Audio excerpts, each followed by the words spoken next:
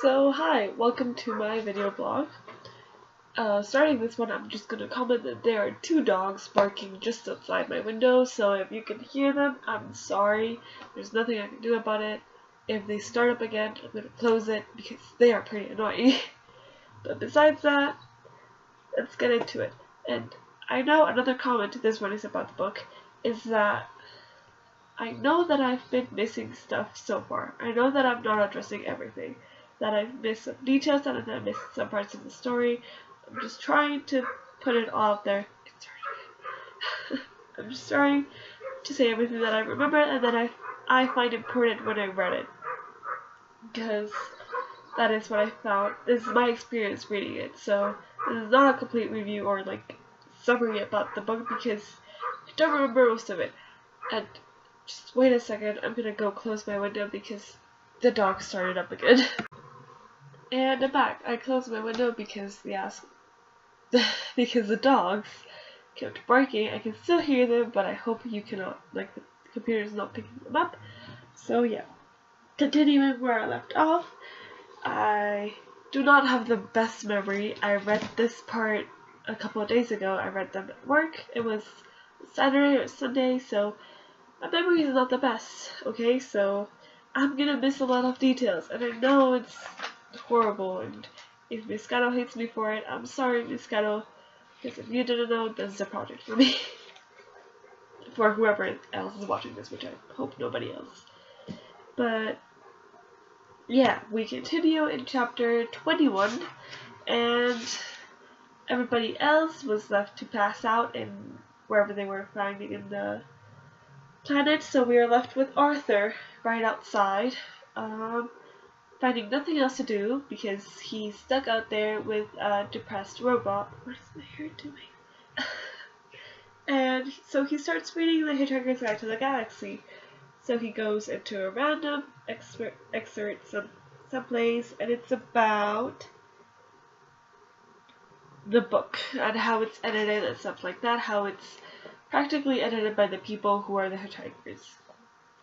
But besides that, he was reading it, then he talks with Marvin, but it doesn't get him nowhere because that robot is seriously depressed. Then he starts walking and he bumps into someone. So we got a sign of life from the planet. So it's not completely dead, as Saffron kept saying. And so he bumps into him and they start talking. The man told him, it starts with, "You chose a cold night to visit our dead planet," says the man who he bumped into. So he also tells him that he should not be alarmed, that he will not harm him, that he's just walking around. And he's talking about the planet and how Arthur tells him that they thought they were all dead, and how the man tells them that they were not dead, that they were just sleeping. So apparently the whole population of the planet went into sleep, and then it's some kind of like hibernation or like a coma that was voluntary because the economy of the galaxy could not support them creating planets anymore. So they went to sleep until the recession stopped and the economy was stable enough for them to start creating planets again, because this planet is incredibly rich. Like, they don't need something from outside, so I can see why them would create a depression in the galaxy's economy. So they keep talking about the planet, and Marvin joins them, and the man is gonna take him somewhere. They're going somewhere. And the man's name is Slarty Bart Fast, which I'm just gonna give up on the names. Like, what is happening? So it's Slarty Bart Fast, and then they go into the night just to see whatever they're gonna find, where Slarty might take Arthur. Then we have chapter 23, which is just this. There's nothing more. This is the whole chapter. I'm sorry, I don't know why I got sick. And it's talking about dolphins and Earth and how they were the second smartest creature in the planet, humans being the third. So there's this mysterious creature that is the smartest one that was on Earth, and how they tried to convey messages, but humans obviously only found out like, oh cute, it's making a sound, it's trying to communicate, because humans are like that. So they are traveling wherever they are going, and Flarney takes Arthur into the heart of Magrathia, and he says Earthman, so he knows he's from Earth, and Arthur wants to know why, but he says that he will know at some point. Sorry, I'm going to pause it again because I am dying for a second. So I'm back. It looks like I'm more sick than I thought. I think it's the stress or something, but whatever. I'm going to continue. I'm just going to get this over with. So Slarty has started to say that he made the planet, he worked on making Earth, that Earth was made.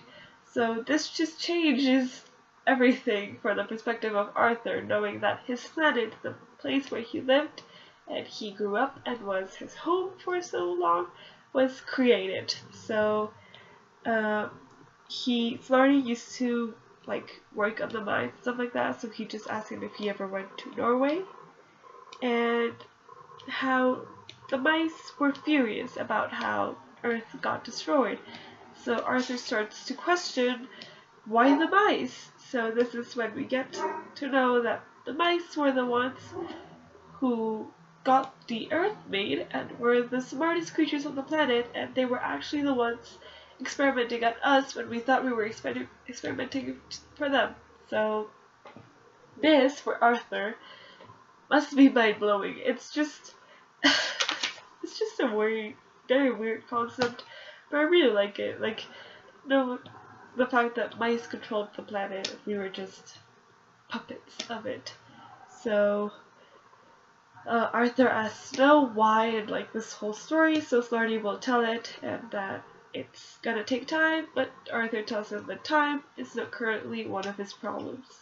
So by this point, like, my opinion of the book is that I'm really liking it, but I'm still not understanding 100% of it. I'm understanding more than the beginning, but I just don't understand all of it. Like, the whole mice thing and like the story. I don't know where the story is going. I would love to make predictions of where it is going, but I have no idea. Like, it's just so difficult, like, to think about what is going on, you know? It's causing me a lot of, like, not headaches, but just a lot of thinking. But so far I'm really liking it. It's just, I don't know, like, it's really fun, but I wouldn't call it my favorite type of book, you know? But I'm still liking it, and it's like a different type of book that I've ever read. Like, my whole collection that I have, I don't think I have anything like this.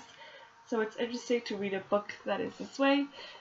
And besides that, I have nothing else to tell, so I'll see you in my next entry. Goodbye!